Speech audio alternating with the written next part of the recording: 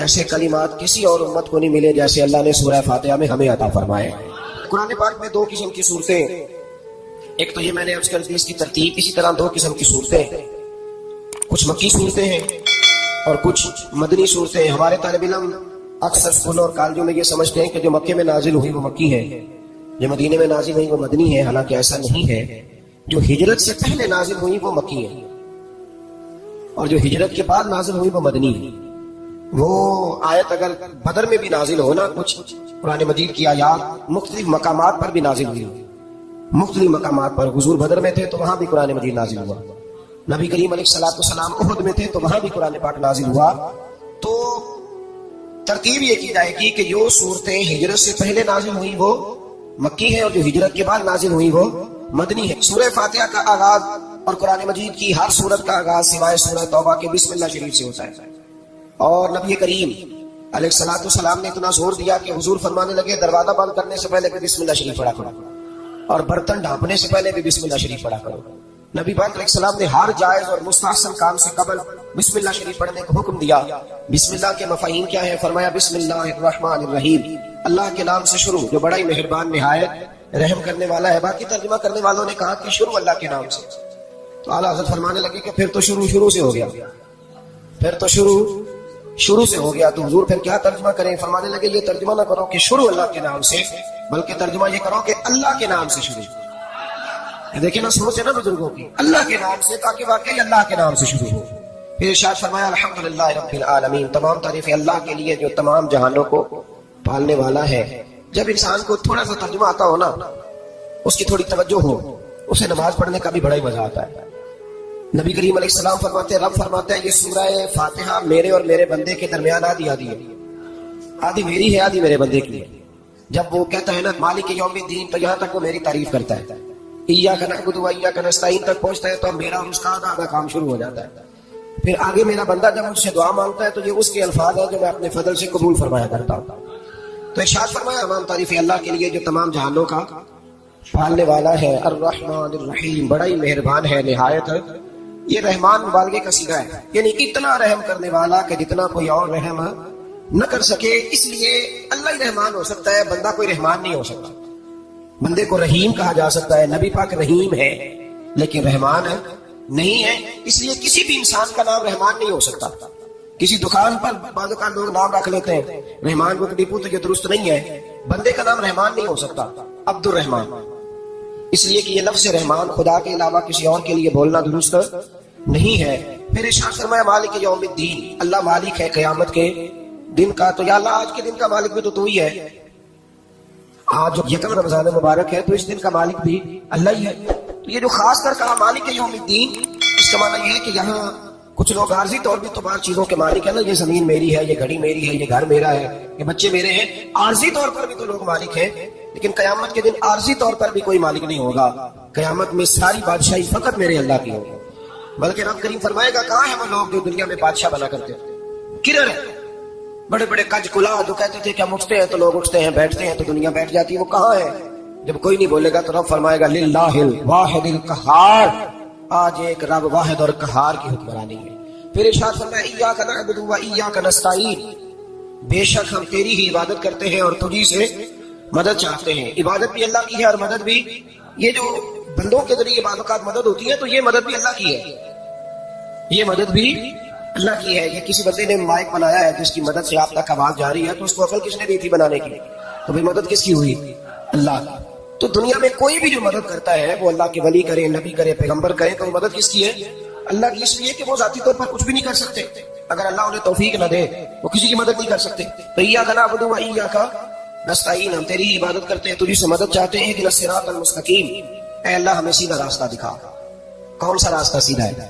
کون سا راستہ سیدھا ہے؟ تو اللہ نے خود ہی فرمایا ایسے نہ بھٹک جانا، راستہ سیدھا وہ ہے صراط الذین انعمت علیہم، ان لوگوں کا راستہ سیدھا ہے جن پر اللہ نے انعام فرمایا ہے۔ اور وہ کون ہے؟ قرآن مجید میں خود فرمایا انعم اللہ علیہم من النبیین والصدیقین والشہداء والصالحین، وہ نبی ہیں، صدیق ہیں، شہید ہیں اور نیک لوگ ہیں۔ فرمایا اپنی مرضی کے راستے پہ چلو گے تو بھٹک جاؤ گے، رب کی بارگاہ میں سوال کرنا کہ وہ تمہیں نبیوں کے، صدیقوں کے، شہیدوں کے اور نیک لوگوں کے راستے پہ چلائے۔ غیر المغضوب علیہم ولا الضالین، نہ ان لوگوں کے راستے پہ چلا جن پر تیرا غضب ہوا، اور نہ ان کے راستے پہ چلا جن پر تو ناراض ہوا، جنہیں تو نے گمراہ کیا۔ ان لوگوں کے راستے پہ نہ چلا بلکہ ان لوگوں کے راستے پہ چلا جن پر تیرا انعام ہوا۔ یہ جو لوگ ہیں نا مغضوب علیہم ولا الضالین، ایک گروہ یہودیوں کا ہے اور ایک عیسائیوں کا ہے۔ کہا جا رہا ہے یا اللہ نہ یہودیوں کے راستے پہ چلا اور نہ عیسائیوں کے راستے پہ چلا، ہمیں تو ابوبکر صدیق کے راستے پہ چلا، ہمیں تو عمر فاروق کے راستے پہ چلا، عثمان غنی، مولا علی اور جناب ابو ہریرہ کے راستے پہ چلا۔ اب یہ سورہ فاتحہ کا تو میں نے مکمل ترجمہ عرض کیا۔ سورہ بقرہ یہ قرآن مجید کی سب سے بڑی سورہ ہے۔ ایک حدیث اس کی فضیلت پہ سن لیں۔ نبی کریم علیہ السلام نے فرمایا جس گھر میں سورہ بقرہ پڑھی جائے نا، فرمایا جن کیا وہاں سے تو شیطان بھی بھاگ جاتا ہے۔ سورہ بقرہ گھروں میں پڑھیں، یہ سب سے بڑا تعویذ ہے اگر گھر میں جنات ہوں، کوئی آسیب ہو، اور یہ وہ والا تعویذ ہے جو مدینے والے رسول نے عطا فرمایا ہے۔ یہ سب سے بڑی سورہ ہے۔ مفسرین فرماتے ہیں اگر کوئی استدلال کی قوت رکھتا ہو تو ایک 100 چیز کا اللہ نے حکم دیا ہے، بلکہ امام اعظم فرماتے ہیں 100 تھوڑی ہے، میری نظر سے پڑھو تو 1000 چیزوں کا حکم دیا، 1000 سے منع کیا، اور 1000 قسم کی نصیحتیں اللہ کریم نے سورہ بقرہ کے اندر فرمائی۔ اس سورہ مبارکہ کا جو پہلا رکوع ہے نا، اس میں جو سب سے پہلی آیت ہے وہ ہے الف لام میم۔ ان کو کہتے ہیں حروف مقطعات۔ پہلا لفظ ہی جب کوئی قرآن مجید کا پڑھتا ہے نا، بہت بڑا عالم فاضل، بہت بڑا محدث، تو اسے یہ کہنا پڑتا ہے کہ میں نہیں جانتا، اللہ جانتا ہے یا اللہ کا رسول جانتا ہے۔ الف لام میم کا معنی ہم نہیں جانتے، اللہ جانے یا اللہ کا رسول جانے، یا جس کو وہ دونوں بتا دے وہ جانتا ہے، ورنہ یہ اللہ اور اس کے رسول کا راز ہے۔ یہ آگے ارشاد فرمایا ذالک الکتاب لا ریب فیہ، یہ وہ عظیم کتاب ہے جس میں شک کی کوئی گنجائش ہے نہیں ہے۔ ھدی للمتقین، یہ ہدایت ہے پرہیزگاروں کے لیے۔ سوال یہ ہوتا تھا کہ یا اللہ جو متقی پرہیزگار ہے وہ تو پہلے ہی ہدایت پہ ہے، تو قرآن بھی اگر انہیں ہدایت دے گا تو پھر جو گنہگار ہیں ان کی ہدایت کہاں ہے؟ تو اس آیہ مقدسہ کا معنی مفسرین نے یہ بیان فرمایا ہے کہ مطلب اس کا یہ ہے کہ قرآن ہدایت دیتا سب کو ہے، لیکن اس سے ہدایت حاصل متقی لوگ کرتے ہیں۔ بارش برستی ہے نا سب جگہوں پہ، لیکن اگر کسی نے فرش کرایا ہو، ٹائلیں لگوائی ہو، تو وہاں پھل پھول اگ سکتے ہیں، سبزہ اگ سکتا ہے، اس کے لیے زمین کا زرخیز ہونا شرط ہے۔ قرآن مجید سب کو ہدایت دیتا ہے، لیکن قرآن مجید سے ہدایت لیتے وہ ہے جنہیں اللہ نے تقوی والا دل عطا فرمایا، ڈرنے والا دل دیا۔ آگے جو آیات ہیں نا 5، ان میں اللہ تبارک و تعالیٰ نے متقی لوگوں کی فضیلت بیان کی ہے، نشانیاں بیان کی ہیں کہ وہ کون ہوتے ہیں۔ ان میں پہلا ارشاد فرمایا کہ متقی وہ ہوتا ہے جو غیب پہ ایمان لے آتا ہے، اس چکر میں نہیں پڑتا کہ آنکھوں سے دیکھوں گا تو مانوں۔ اور دوسرا فرمایا متقی وہ ہوتا ہے جو نماز قائم کرتا ہے اور اللہ کے دیے ہوئے رزق سے اللہ کے راستے میں خرچ کرتا ہے۔ اور تیسرا فرمایا متقی وہ ہوتے ہیں کہ محبوب جو قرآن ہم نے آپ پہ نازل کیا اس پر بھی ایمان لاتے ہیں، اور جو آپ سے پہلے نازل کیا گیا اس پر بھی ایمان لاتے ہیں، یعنی تورات کو، زبور کو، انجیل کو، اس کو بھی وہ مانتے ہیں۔ اور پھر اللہ کریم نے فرمایا اولئک علی ھدی من ربہم واولئک هم المفلحون، یہ جو لوگ ہیں نا غیب پر ایمان لانے والے، نماز پڑھنے والے، زکوٰۃ دینے والے، پچھلی کتابوں کو بھی ماننے والے، نبیوں کو بھی ماننے والے، اور رسول پاک پر ایمان لانے والے، فرمایا یہ وہ لوگ ہیں جو اللہ کی طرف سے ہدایت پر ہیں، اور یہ وہ لوگ ہیں جو دنیا میں بھی کامیاب ہو جائیں گے اور آخرت میں بھی کامیاب ہو جائیں گے۔ پھر آگے نا اللہ تبارک و تعالیٰ نے کفار کا ذکر فرمایا ہے 3 آیات کے اندر۔ مومن کے بعد دوسرا درجہ کس کا ہے؟ ذکر میں کافر کا۔ پہلے بات ہوئی 5 آیات میں مومنوں کی، اب 3 آیات میں ذکر کیا گیا پکے کافروں کا۔ مومن وہ ہوتا ہے زبان سے بھی اللہ اور اس کے رسول کو مانے، ان کی لائی ہوئی چیزوں کو مانے اور دل سے بھی تسلیم کرے۔ اور کافر وہ ہوتا ہے کہ جو نہ زبان سے مانتا ہے اور نہ ہی دل سے تسلیم کرتا ہے۔ پھر اللہ تبارک و تعالیٰ نے 13 آیات کے اندر، 3 آیتوں میں کافروں کا ذکر کیا اور 13 آیات کے اندر پھر منافقین کا ذکر فرمایا ہے۔ منافق اس کو کہتے ہیں، منافق اس کو کہتے ہیں جو زبان سے تو دعوے اونچے اونچے کرتا ہے ایمان کے، لیکن اس کے دل میں ایمان موجود نہیں ہوتا۔ آپ حیران ہوں گے، یہیں پہ بات کو ذرا غور سے سمجھے کہ مومنوں کا ذکر 5 آیات میں اور کفار کا 3 آیات میں، پکے کفار کا، اور منافقین کے لیے اللہ نے اگلے ہی رکوع میں 13 آیات بیان فرمائی۔ 13 یہ خطرناک گروہ ہے منافقین، یہ خوفناک لوگ ہیں، یہ وہ چھپی ہوئی بیماری ہے کہ جس کو پکڑنا تھوڑا مشکل ہے۔ کچھ بیماریوں کو ڈاکٹر کہتے ہیں نا یہ خاموش قاتل ہے، قتل کر دیتی ہے پر پتہ نہیں لگنے دیتی، اسی طرح منافقین کا ٹولہ ہے۔ قرآن مجید کہتا ہے ان منافقین کے بارے میں وَمِنَ النَّاسِ مَن يَقُولُ آمَنَّا بِاللَّهِ وَبِالْيَوْمِ الْآخِرِ وَمَا هُم بِمُؤْمِنِينَ۔ اے محبوب کچھ لوگ کہتے ہیں ہم اللہ اور آخرت پر ایمان لائے، لیکن وہ ایمان لانے والے نہیں ہیں۔ تو جب رب کہتا ہے نہیں ہے، آج وہ کہہ دیا جائے نا کہ بندہ جھوٹا کلمہ پڑھتا ہے، اس کی باتیں نہیں بتاتی، تو کہتے ہو آپ کلمہ کو برا کہہ رہے ہیں۔ تو یہاں تو اللہ ان کے کلمے کا بھی اعلان فرما رہا ہے اور ان کے نفاق کا بھی اعلان 13 آیات ہے۔ اور رب فرماتا ہے یخادعون اللہ والذین آمنوا وما یخدعون الا انفسهم وما یشعرون، فرمایا وہ اللہ کو دھوکہ دینا چاہتے ہیں مومنوں کو، حالانکہ نہیں دھوکہ دیتے مگر اپنی ہی جانوں کو، انہیں شعور ہی نہیں۔ اللہ تبارک و تعالیٰ نے 13 آیات کے اندر مکہ مکرمہ میں منافق کوئی نہیں تھا جب تک حضور نے ہجرت نہیں کی تھی۔ کیوں؟ اس لیے کہ وہاں جو کلمہ پڑھتا تھا اسے مار کھانی پڑتی تھی، تو کسی کو کیا مصیبت پڑی تھی جھوٹا کلمہ پڑھ کے مار کھائے۔ مدینے میں جب اسلامی حکومت قائم ہو گئی نا تو کچھ لوگوں نے اسلامی حکومت سے فائدہ لینے کے لیے جھوٹے موٹے کلمے پڑھ لیے، اندر کفر رکھتے تھے، اوپر سے اظہار اسلام کرتے تھے۔ تو رب فرماتا ہے کہ ان کا یہ ایمان قابل قبول نہیں ہے۔ تو یا اللہ پھر کس کا ایمان قابل قبول ہے؟ تو اللہ کریم نے فرمایا وَإِذَا قِيلَ لَهُمْ آمِنُوا كَمَا آمَنَ النَّاسُ، جب ان سے کہا جاتا ہے نا اس طرح ایمان لاؤ جس طرح دوسرے لوگ لائے، یعنی ابو بکر صدیق کی طرح ایمان لاؤ، عمر فاروق کی طرح ایمان لاؤ، عثمان غنی کی طرح، مولا علی کی طرح، بلال حبشی کی طرح، تو کیا جواب دیتے ہیں؟ قالوا نؤمن كما آمن السفهاء، کیا اس طرح ایمان لائے جس طرح یہ بیوقوف ایمان لائے؟ الا انهم هم السفهاء، اللہ فرماتا ہے خبردار بے شک وہی بیوقوف ہے، ولکن لا يعلمون، لیکن انہیں اس کا علم نہیں ہے۔ وہ کہا کرتے تھے کہ یہ تو بیوقوف ہے معاذ اللہ۔ ابو بکر صدیق نے سارا مال دے دیا نبی پاک کو، عمر فاروق نے آدھا دے دیا، مولا علی نے سارا کچھ حضور کے نام کر دیا، عثمان جو کماتے محنت کے ساتھ وہ سارا وہاں جا کے پیش کر دیتے تو بیوقوفی ہے۔ آج بھی کچھ لوگ کہتے ہیں کلمہ پڑھنا چاہیے سیدھا سیدھا، یہ کیا بات ہو گئی؟ کیا بندہ مسیحی ہو جائے؟ کاروبار بھی تو کرنا ہے نا، نماز روزہ بھی تو بیوقوفی ہے۔ اللہ جواب دیتا ہے، فرمایا الا انہم هم السفہاء، خبردار بیوقوف تو تم ہو کہ میرے محبوب کی شریعت کا، دین کا، روحانیت کا سورج چمک رہا اور تم نے فیض ہی کوئی نہیں حاصل کیا۔ تو میرے بھائیوں، صحابہ کا ایمان وہ ایمان ہے، اہل بیت نبوت کا وہ ایمان ہے کہ اللہ کو ایمان بھی وہ والا پسند ہے جو حضور کے غلاموں جیسا ایمان ہے۔ اللہ تبارک و تعالیٰ نے منافقین کا ذکر فرمایا تو پھر اللہ کریم نے فرمایا یہ تو وہ بیوقوف لوگ ہیں اس آدمی کی طرح جو آگ جب پوری جلا لیتا ہے نا، روشنی پھیل جاتی ہے تو پھر اللہ اس کا نور لے جاتا ہے۔ انہوں نے بھی چلاکیاں کر کے تھوڑا سا ماحول بنایا تھا تو اللہ نے ان کے سارے پردے کھول دیے، ان کے پاس کچھ باقی بچا، ان کے پردے کھول گئے۔ رسول کریم علیہ السلام کی بارگاہ میں نا ایک دن ان منافقین نے شرارت کر دی۔ منافقین نے شرارت کیا کی؟ جب حضور صلی اللہ علیہ وسلم نے فرمایا نا پوچھو جو پوچھنا ہے، تو امام راضی کہتے ہیں کہ پیچھے نمازیں پڑھتے تھے، یہ 313 تھے حضور کے پیچھے۔ اگر مدینے میں رہ کے منافق ہو سکتے ہیں تو باقی ملکوں میں تو ہو ہی سکتے ہیں نا۔ حضور کے پیچھے نمازیں پڑھتے تھے تو ایک دن کہنے لگے کہ یہ کہتے ہیں جو مرضی پوچھو تو ہم پیچھے نمازیں پڑھتے ہیں، ہمارا انہیں پتہ نہیں۔ جب یہ اعتراض کیا نا حضور کے علم پر، آپ سمجھ لیں کہ حضور کے علم پر اعتراض کرنا طریقہ کس کا ہے؟ طریقہ کس کا ہے حضور کے علم مبارک پر اعتراض کرنا؟ کہنے لگے پیچھے نمازیں پڑھتے ہیں، انہیں پتہ ہی نہیں۔ جب یہ کہا تو اللہ کے رسول نے نا جمعے والا دن تھا، حضور نے فرمایا میرے علم پر اعتراض کرتے ہو؟ 70 بندے نام لے کر اور بلدیتیں لے کر، بلکہ بہت سارے ایسے تھے جنہیں کنفرم ہو گیا کہ بلدیت اصل میں ہے کیا، انہیں طے ہو گیا۔ حضور کے بے ادب کے لیے یہ طے کرنا مشکل ہوتا ہے نا، طے ہو گیا کہ بلدیت ہے کیا۔ 70 بندے نام لے کے حضور نے مسجد نبوی سے نکال دیے، فرمایا یا فلاں بن فلاں قم فخرج فانک منافق، او فلاں کے بیٹے فلاں کھڑا ہو جا، نکل جا تو منافق ہے۔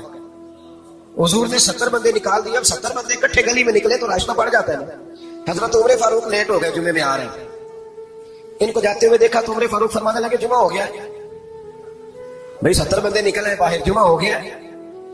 تو ایک منافق کہنے لگا تھا کہ نہیں حضور نے نکال دیا، تو عبداللہ بن ابی سلول جو ان کا سربراہ تھا نا وہ کہنے لگا چپ کر۔ حضرت عمر سے کہنے لگا ہاں جی ہو گیا، وہ بھی کہنے لگا تو نہیں ہوا، ہمیں نکال دیا گیا۔ تو یہ سردار تو کہنے لگا ہو گیا ہو گیا۔ حضرت عمر کہنے لگا چلو جمعہ ہو گیا تو جا کے اندر حضور کی زیارت ہی کر لیتا ہوں، لیٹ تو ہو ہی گیا ہوں۔ حضرت عمر اندر چلے گئے تو پیچھے سے وہ منافقین اپنے سردار سے کہنے لگے کہ 2 منٹ میں عمر کو پتہ چل جائے گا کہ تم نے جھوٹ بولا ہے۔ عمر کو جا کے پتہ چل جائے، کہنے لگا بڑے پاگل ہو، میں نے تمہاری جان بچائی ہے، نبی پاک نے تو مسجد سے نکالا ہے نا۔ تو عمر کو پتہ چل جاتا نا منافق ہے، تو ابو بکر بھی مسجد میں تھے، علی بھی مسجد میں تھے، عثمان بھی مسجد میں تھے، بچانے والا ہی کوئی نہیں تھا۔ عمر نے تلوار لے کے تو دنیا سے نکال دینا تھا، تو میں نے جان بچائی، آپ جائیں گے نا اندر تو حضور ٹھنڈا کر دیں گے، فرمائیں گے چلو میں نے نکال جو دیا۔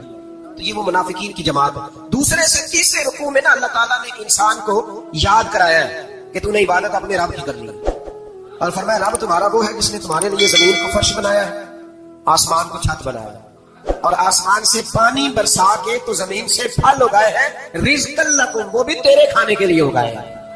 وہ جو آسمان سے بارش برسا کے زمین سے سبزار پھل اگائے ہیں تو وہ بھی تیرے لیے۔ جب سارا کچھ تیرے لیے بنایا تو بھی تو عبادت کرنا اپنے رب کی، پھر کسی کو اس کا شریک نہ ٹھہرا۔ ایک چیلنج بھی کیا قرآن مجید نے اس رکوع کے اندر، کہا کرتے تھے مکے کے لوگ کہ آپ قرآن مجید کی آیتیں نبی کریم علیہ السلام سے کہا کرتے تھے کہ معاذ اللہ خود بناتے ہیں، بنا کے لاتے ہیں. تو اللہ کریم نے فرمایا وَإِن كُنتُمْ فِي رَيْبٍ مِّمَّا نَزَّلْنَا عَلَىٰ عَبْدِنَا فَأْتُوا بِسُورَةٍ مِّن مِّثْلِهِ، اگر تمہیں شک ہو نا اس میں جو ہم نے بندہ خاص پہ نازل کیا ہے تو تم بھی اس جیسی ایک صورت بنا کے لاؤ. پڑھے لکھے تو تم بھی ہو نا، مکے میں تم بھی رہتے ہو، تو ایک صورت بنا کے لاؤ. قرآن مجید ہم سے چھینا گیا ہے سازش کے تحت، اس لیے کہ جس قوم کو قرآن آ جاتا ہے نا پھر کوئی کافر اس کا مقابلہ نہیں کر سکتا. دیکھیں نا اگر کافروں کے پاس جواب ہوتا قرآن پاک کا تو بدر اور احد میں نا کوئی آیت بنا کے لاتے قرآن کے مقابلے کی، تلواریں لے کے نہ آتے. ان کے پاس جواب ہی نہیں تھا، اور قیامت تک کسی کافر کے پاس قرآن مجید کا کوئی جواب، قرآن کا کوئی جواب، قسم اللہ کی جواب کوئی نہیں. قرآن اس کا کوئی جواب. کیا بات ہے قرآن پاک. وہ ایک دفعہ مسلمہ کذاب بے ایمان کہنے لگا میں نے بنا لیا قرآن پاک کا جواب. معاذ اللہ. جواب کیا بنایا؟ وہ سورت ہے نا القاریہ تو ملکاریہ وما ادراک ملکاریہ، کھڑکھڑانے والی. کیا ہے کھڑکھڑانے والی؟ تمہیں کیا پتا کیا ہے کھڑکھڑی؟ قیامت کا ذکر ہے. کہنے لگا میں نے اس جیسی سورت بنا لیا. تو کیا بنایا؟ الفیل ملفیل وما ادراک ملفیل. کہنے لگا تھی تمہیں کیا پتا کیا تھی، تم کیا جانو کیا آتی. تو پاس میں اس کے اپنے بیٹھے تھے نا چیلے، وہ کہنے لگے چپ کر جا، سارے زمانے کو پتا آتی کیا ہوتا ہے. تو پاگل ہے، اس کے دو کان ہوتے ہیں، ایک سونڈ ہوتی ہے، چار اس کے پیر ہوتے ہیں. بیوقوف آدمی قرآن کا مقابلہ کرنا ہے تو وہ چاجی کے ساتھ کھا رہا ہے. پاگلوں کی طرح مقابلہ کرے گا، جوتے کھائے گا بھی ہمیں بھی پڑھوائے گا. تو قرآن مجید کا کوئی مقابلہ کر سکا؟ تو اس آیت مبارکہ میں اللہ نے کافروں کو یہ کہا کہ مقابلہ نہیں کر سکتے تو پھر اللہ سے ڈرو، ورنہ دوزخ میں ڈالے جاؤ گے وہ جس کا ایندھن آدمی اور پتھر. اور بنائی بھی کافروں کے لیے گئی ہے. وَعِدَّتْ لِلْكَافِرِينَ. جہنم کس کے لیے بنائی گئی ہے؟ کافروں اور منافقوں کے لیے. مسلمانوں کے لیے بنائی گئی. مسلمان مرضی سے چھلانے لگائے تو ان کی موج ہے، ورنہ ان کے لیے جہنم ہے. ان کے لیے اللہ نے جنت بنائی ہے. اور یہ بات کرتے ہی رب کریم نے فرمایا اے محبوب علیہ الصلوۃ والسلام مومنوں کو خوشخبری دے دے کہ اللہ نے ان کے لیے جنت بنائی ہے، اس میں باغات ہیں، انہیں رزق دیا جائے گا کھانے کے لیے، اور اس میں انہیں پاکیزہ بیویاں دی جائیں گی، اور پھر وہ اس میں ہمیشہ رہیں گے، انہیں اس سے نکالا نہیں جائے گا. آگے جو آیات کریمہ ہے نا اس کے اندر اللہ تبارک و تعالیٰ نے فرمایا ہے کہ اللہ حیا نہیں کرتا سمجھانے کے لیے مچھر کی مثال بھی دینی پڑے. فرمایا قرآن سے کچھ لوگ ہدایت حاصل کرتے ہیں، کچھ گمراہ ہو جاتے ہیں. جب لوگ اپنی مرضی کی تشریحات چاہتے ہیں تو گمراہ ہوتے ہیں، اور جب قرآن کو رسول اللہ صلی اللہ علیہ وسلم اور امت مسلمہ کی تشریحات کی روشنی میں سمجھتے ہیں تو پھر اللہ ہدایت عطا فرماتا ہے. پھر اللہ تبارک و تعالیٰ نے آگے ارشاد فرمایا حضرت آدم کی پیدائش کا واقعہ. کچھ مفسرین نے لکھا اللہ نے مشورہ کیا تھا فرشتوں سے وَإِذْ قَالَ رَبُّكَ لِلْمَلَائِكَةِ إِنِّي جَاعِلٌ فِي الْأَرْضِ خَلِيفَةً. لیکن کچھ مفسرین کہتے ہیں کہ اللہ کو ضرورت نہیں فرشتوں سے مشورہ کرنے کی. اللہ نے فرشتوں سے مشورہ نہیں کیا بلکہ رب نے انہیں آگاہ فرمایا تھا کہ میں لگاؤں زمین پہ اپنا نائب بناؤں، میں خلافت دینے لگا ہوں زمین پہ. اب یہ تو دینے والے کی مرضی ہے نا اس نے کس کو دینی ہے، یہ تو دینے والے کی مرضی ہے نا اس نے. تو کچھ لوگ کہتے ہیں کہ دینے والے سے زیادہ ہمیں پتہ ہے. تو فرشتوں کو بھی یہ اجتہادی خطا ہو گئی، کہنے لگے یا اللہ اسے نہ بنانا، یہ فساد کرے گا، یہ خون ریزیاں کرے گا. تو اللہ نے فرمایا جو میں جانتا ہوں وہ تم. اللہ اکبر. امام راضی فرماتے جب رمضان آتا ہے تو اللہ فرشتوں سے کہتا ہے یہ کھول کے دروازے دیکھو نا یہ زمین پہ کیا کر رہے ہیں. تم تو کہتے تھے فساد کریں گے اور یہ سارے تراویح پڑھ رہے ہیں. تم تو گویا کہتے تھے فساد کریں گے اور یہ تو دیکھو گویا رمضان کے روزے رکھ رہے ہیں. یہ تو میری یاد میں نکلے ہوئے. تم کچھ کہتے تھے اور دیکھو میں نے تمہیں کہا تھا نا جو میں جانتا ہوں وہ تم.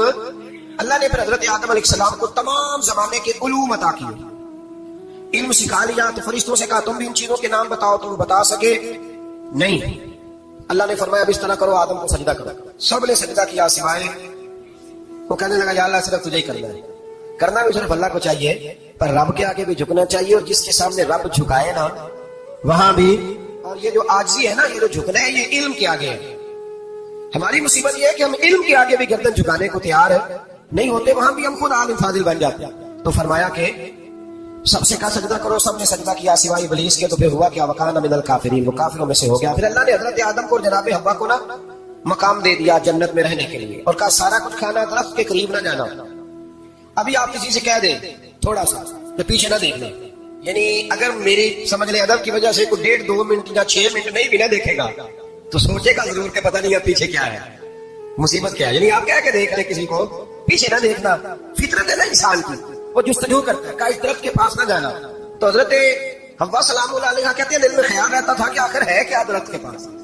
یہی انسان کا عقیدہ توحید ہے کہ جہاں سے رب منع کر دے وہاں وہ منع ہو جائے. اور یہ ان کی خطا نہیں تھی، یہ اللہ کی حکمت تھی، چونکہ رب نے تو پہلے کہہ دیا تھا بنایا ہی زمین کے لیے. تو یہ تو سارا کچھ ہونا تھا تو زمین پہ آنا تھا نا. تو حضرت हव्वा और जनाब आदम के पास शैतान आया, उसको निकाल तो दिया था पर अभी उसका जन्नत में आना जाना बंद नहीं हुआ था, ये भी अल्लाह की हिकमत थी। तो वो कहने लगा तुम्हें पता है बाद में मर जाओगे? तो हजरत हव्वा कहने लगी क्या मौत भी आएगी? कहा उसकी तकलीफ भी बड़ी होगी, तो फिर बचेंगे कैसे? तो कहने लगे फल खा लो उस दरख्त का। तो बचने के लिए फल खाया था।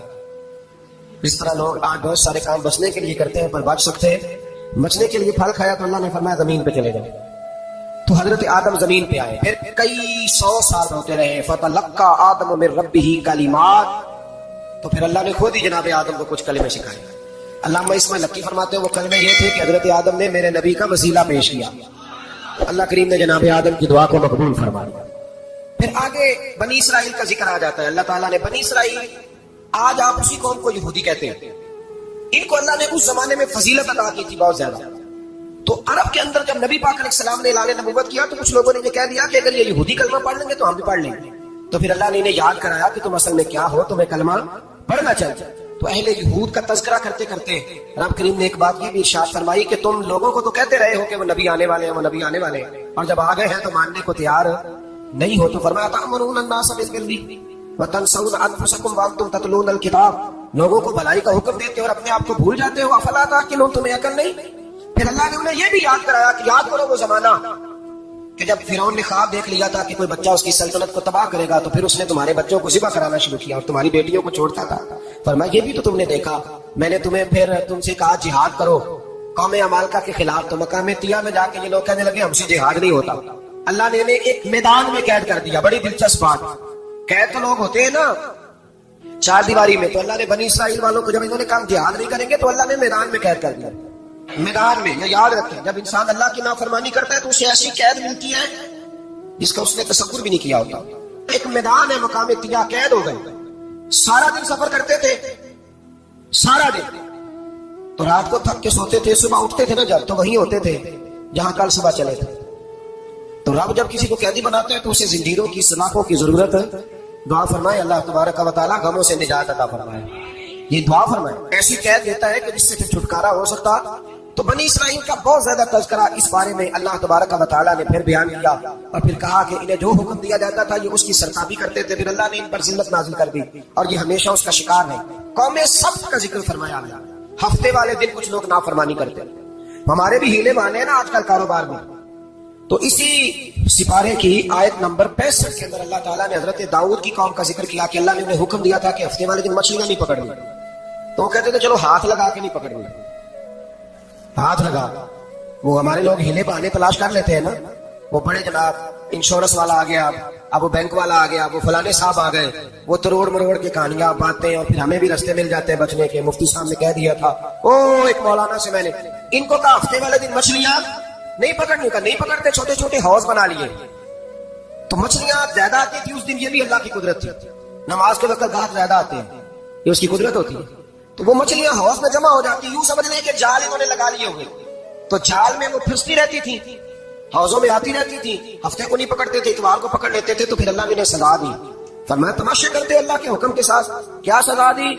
फकुलना लहुम कूनू किरादतन खासीन, फरमाया बंदर बन जाओ फुतकारे हुए।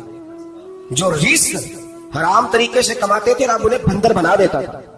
अभी भी मैंने देखे बड़े बड़े ताजर पागलों जैसी जिंदगी गुजार रहे हैं, नफसियाती तौर पे सुकून नहीं है, करोड़ों रुपया पड़ा। क्यों? इसलिए कि रब के बताए हुए तरीके के मुताबिक तिजारत नहीं करते। आगे एक और दिलचस्प बात आ गई। बनी इसराइल के अंदर ना एक शख्स ने अपने चचा को कत्ल कर दिया जायदाद के लिए। ये देखे कब से लोग जायदाद के लिए कत्ल करते आ रहे हैं। चचा को कत्ल कर दिया, और कत्ल करके हजरत मूसा अलैहिस्सलाम के पास आए कि मेरे चचा को किसी ने कत्ल कर दिया है, तो बताएं क्या करना है। तो आपने फरमाया कि गाय ज़िबा करो और उसका एक टुकड़ा मकतूल को मारो, मरने वाले को, वो खुद उठ के बता देगा मुझे किसने कत्ल किया। अब इरादा नहीं था गाय ज़िबा करने का, तो बहाने करने लगे। इरादा नहीं ना होता तो फिर क्या होते हैं, कहने लगे गाय किस तरह की हो, बूढ़ी हो के बच्ची हो, रंग कैसा हो, जवान हो कि छोटी हो, हाल में एक दफा चलना सीख गई हो या अभी ना सीखी हो। तो बताते गए तो रब भी शर्तें बयान करता गया। गहरे जर्द रंग की हो, हाल के अंदर उसे ना चलाया गया हो, पानी ना निकाला गया हो, ना बच्ची हो ना जवान हो, इसके दरमियान हो। ये सारी शर्तें कहां पाई जाती थी? हजरत मूसा अलैहिस्सलाम की कौम का एक शख्स था जो अल्लाह का वली था। वो जब इंतकाल करने लगा ना, अल्लाह अकबर, देखो रब वलियों की औलादों पर भी कितना फजल फरमाता है। वो जब इंतकाल करने लगा तो एक उसके पास छोटी सी बच्चियां थी, गाय की बच्ची, उसने जंगल में छोड़ दी। कहने लगा या अल्लाह मैं तेरे नाम पे छोड़ता हूँ, میرا بچہ جوان ہو جائے تو اسے دے دینا، اور تو سرمایہ ہی کوئی نہیں۔ بچہ بڑا ہوا تو بچہ بھی بڑا نیک تھا، اپنی ماں کا بڑا فرما بردار تھا۔ اس کی ماں نے کہا بیٹا تیرے باپ نے ایک گائے چھوڑی تھی، تو بچہ جنگل میں گیا، جا کے کہنے لگا اے اللہ میری گائے مجھ سے ملا دے، تو رب کریم نے وہ گائے واپس کر دی، وہ گائے گھر لے آیا۔ اب وہ کہنے لگا اماں بیچ دوں، تو اماں کہنے لگی بیٹا میرے پوچھے بغیر نہ بیچنا۔ کئی دفعہ کہا لگے پر اس نے کہا جب تک میری اماں نہ کہے گی میں بیچوں گا۔ ادھر بنی اسرائیل والے شرطیں جتنی گائے کے بارے میں پوچھ چکے تھے وہ ساری اسی گائے میں پائی جاتی، تو یہ ڈھونڈتے ڈھونڈتے وہاں پہنچ گئے، تو کہنے لگے گائے چاہیے، تو اس نے کہا بھی تمہاری مرضی سے نہیں، قیمت میری مرضی کی۔ ایک مفسر نے تو یہاں تک لکھا ہے کہ اس نے کہا گائے ذبح کر کے نا تو جتنا گائے کے اندر گوشت ہوگا نا اتنا ہی کھال کے اندر تو مجھے مال بھر کے دو گے، اتنے سکے بھر کے دو گے، اتنی اشرفیاں بھر کے دو گے تو پھر تمہیں گائے دوں گا۔ تو پھر یہ گائے انہیں ملی اور یہ گائے لے کر کے آئے۔ زیادہ سوالات نہ کرتے تو زیادہ الجھتے نہ، ہم بھی دین کے معاملے میں بڑے سوال جواب کرتے ہیں، اتنا سوال کریں جتنی اس کی ضرورت ہے۔ ان لوگوں نے سوالات زیادہ کیے تو پھر الجھ زیادہ گئے۔ تو میرے بھائی اس کا ذکر بھی اللہ تبارک و تعالیٰ نے پہلے پارے کے اندر بیان فرمایا۔ پھر اللہ کریم نے فرمایا کہ کچھ ایسے لوگ بھی ہیں یہودیوں میں سے جن کا دعویٰ ہو گیا کہ ہم اللہ کے بڑے پیارے ہیں۔ فرمایا یہ صرف ان کے منہ کی باتیں ہیں، یہ تو قیامت میں پتہ چلے گا نا کہ اللہ کا پیار کس کے ساتھ زیادہ ہے۔ اور پھر یہ بھی یہودیوں نے دعویٰ کیا ہے، اسی پارے میں اللہ فرماتے ہیں کہ ان کا دعویٰ ہے کہ ہم اللہ کے بڑے پیارے ہیں، جنت میں ہم ہی جائیں گے۔ تو اللہ فرماتے ہیں پھر مرنے کی دعا تو کرو، جنت میں تو مر کے جانا ہے، لیکن آپ فرماتے ہیں یہ کبھی مرنے کی دعا نہیں کریں گے، اس لیے کہ انہیں پتہ ہے کہ ہم نے آخرت کے لیے کیا بھیجا۔ لیکن پہلا حکم آ گیا یا ایھا الذین آمنوا کہہ کے پہلی آیت قرآن پاک پہلے سپارے میں پہلی آیت جس میں اللہ نے کہا یا ایھا الذین آمنوا، تو پہلا حکم آمنوا کہہ کے آیت نمبر 104 میں جو اللہ نے حکم دیا ہے نا وہ نبی پاک کی تعظیم کا حکم، پہلا حکم ہی اللہ نے حضور کی عزت اور ناموس کا ارشاد فرمایا۔ پہلا اس ترتیب کے لحاظ سے وہ ہوا یہ کہ جب نبی پاک کو بات ارشاد کرتے تو صحابہ کرام اٹھ کے عرض کرتے رائنا یا رسول اللہ، حضور سمجھ نہیں آئی ذرا رعایت کر دیں۔ تو یہودیوں کی عبرانی زبان کے اندر میں ذرا کھینچ کے پڑھتے تھے رائنا، تو اس کا معنی بنتا تھا معاذ اللہ اے ہمارے چرواہے، بکریاں چرانے والے کو بھی وہ رائنا کہتے تھے۔ تو جب صحابہ یہ کہنے لگے تو اللہ نے منع کر دیا، فرمایا میرے محبوب کے غلاموں اس لفظ کے پیچھے چھپ کے، اس لفظ کے پیچھے چھپ کے لوگ میرے نبی کی بے ادبی کر جاتے ہیں، تو جس لفظ کا کوئی ایک معنی بے ادبی والا بنتا ہو وہ لفظ بھی میرے نبی کے لیے نہ کہو، لفظ وہ والے کہو جس میں کوئی بے ادبی کا معنی نکلے نہ۔ یہاں لوگوں نے بڑے بڑے لفظ نہیں بول دیے، پھر کہتے میرا مطلب یہ تھا، میرا مطلب وہ تھا، تو نے وہ لفظ بولا کیوں جس کا کوئی غلط مطلب بھی نکل سکتا تھا۔ اللہ نے فرمایا یا ایھا الذین آمنوا لا تقولوا رائنا، اے ایمان والو رائنا کہو ہی نہ۔ تو یا اللہ کیا کہے؟ فرمایا وقولوا انظرنا، تم کہو یا رسول اللہ ایک نظر فرمائیے، انداز دیکھیے انظرنا ایک نظر۔ تو ہمارے بزرگ تو پہلے بڑے پیار والے کہہ دیا یا رسول اللہ انظر حالنا، کہتے ہیں کہاں سے لاتے ہو جملے؟ میں نے کہا اللہ کی کتاب سے، یا رسول اللہ انظر حالنا لا حبیب اللہ اسما قال، تو تم کہو انظرنا محبوب نظر کرم کرے، واسمعوا، اور کیا ضرورت ہے دوبارہ پوچھنے کی؟ اللہ کہتے ہیں پہلے ہی دھیان سے سنا کرو، پہلے ہی واسمعوا پہلے ہی احتیاط سے سنو، وللکافرین عذاب علیم، اور کافروں کے لیے دردناک عذاب ہے۔ لیکن اسی بارے میں اللہ تبارک و تعالیٰ نے پھر اہل یہود کا ذکر کیا، تو یہود کہنے لگے کہ ہم حضرت ابراہیم کے ماننے والے ہیں، تو اللہ کریم نے وہ بھی ذکر کیا کہ میں نے تو ابراہیم کو آزمایا ہے، وَإِذِ ابْتَلَىٰ إِبْرَاهِيمَ رَبُّهُ بِكَلِمَاتٍ فَأَتَمَّهُنَّ، ہم نے ابراہیم کو کچھ چیزوں سے آزمایا ہے، وہ ہماری آزمائش پہ پورے اترے۔ قَالَ إِنِّي جَاعِلُكَ لِلنَّاسِ إِمَامًا، تو پھر ہم نے انہیں کہا کہ ہم آپ کو پوری دنیا کا امام بنائیں۔ وہ آزمائش کیا تھی؟ آگ میں جانا بھی آزمائش، بیٹے کا نہ ہونا بھی آزمائش، بیٹا ہوا تو پھر اسے وادی غیر ذی زرع میں چھوڑ کے آنا بھی آزمائش، بڑا ہوا تو پھر ذبح کرنا بھی آزمائش۔ فرمایا جہاں جہاں آزمایا ہے نا ابراہیم ہماری آزمائش میں پورے اترے۔ فرمایا تم مفت میں حضرت ابراہیم کی اولاد بنتے ہو اور ان کا نام لیتے ہو اور ان کے ساتھ اپنا تعلق بناتے ہو، دیکھو تو صحیح وہ کتنی آزمائشوں سے گزرے۔ تو اس کا بھی اللہ نے اسی میں ذکر فرمایا۔ اور پھر وہ بات کرتے تھے حضرت یعقوب کی اور حضرت اسحاق کی، تو فرمایا وہ تو ہمارے اتنے خاص بندے تھے کہ وصال کے وقت بھی انہوں نے اپنی اولادوں کو نصیحت فرمائی تھی کہ اللہ کی توحید پہ قائم رہنا، اس کا ذکر بھی اللہ نے اسی بارے میں بیان فرمایا۔ اور جو حضرت ابراہیم اور جناب اسماعیل نے کعبہ تعمیر کیا تو اس کا ذکر بھی اللہ تعالیٰ نے اسی بارے میں فرمایا۔ اور فرمایا جب وہ کعبہ بنا رہے تھے تو کہہ رہے تھے ربنا تقبل منا، کہہ رہے تھے اللہ بنا ہم نے دیا ہے پر مہربانی فرما ہم سے قبول فرما۔ تو جو آیہ کریمہ آخر میں عرض کرنا چاہتا ہوں اس پر بھی تھوڑی توجہ فرمائیں گے تو بات بڑی نکھر کے باہر آئے گی۔ یہ 16ویں رکوع کے اندر اللہ نے پھر یہود اور عیسائیت کا ذکر فرمایا تو اللہ کریم نے ایک بات ارشاد فرمائی، یہودیوں کے ہاں جب کوئی بچہ پیدا ہوتا تھا پیلے رنگ کے ساتھ، اس کو رنگتے تھے، یا کوئی خاص رنگ تھا ان کا. بچہ پیدا ہوتا تو اس پر وہ رنگ چڑھاتے ہیں کہ یہ جی ہمارے مذہب کا رنگ ہے. ہمارے یہاں بھی رسمیں نا اپنی اپنی مذہب، اپنی اپنی نہیں ہونی چاہیے، اللہ رسول کا حکم ہونا چاہیے. تو یہودیوں کے یہاں بچہ پیدا ہوتا تو ایک خاص رنگ چڑھاتے ہیں، عیسائیوں کے یہاں پیدا ہوتا تو وہ بھی ایک خاص رنگ چڑھاتے ہیں. تو مسلمانوں کے یہاں بچے پیدا ہوئے تو انہوں نے بھی توجہ کی کہ یہ کیا ہو رہا ہے. تو رب کریم نے فرمایا صبغۃ اللہ، رنگ اللہ کا ہی ہے. ومن احسن من اللہ صبغۃ، اور فرمایا اللہ کے رنگ سے زیادہ خوبصورت کس کا رنگ ہو سکتا ہے. اللہ کا رنگ کیا ہے؟ لا الہ الا اللہ محمد رسول اللہ صلی اللہ علیہ. فرمایا نیلے پیلے کالے رنگ نہ چڑھاؤ اپنے ذہن پر، توحید و رسالت کا رنگ چڑھاؤ. یہ سب سے بہترین رنگ ہے.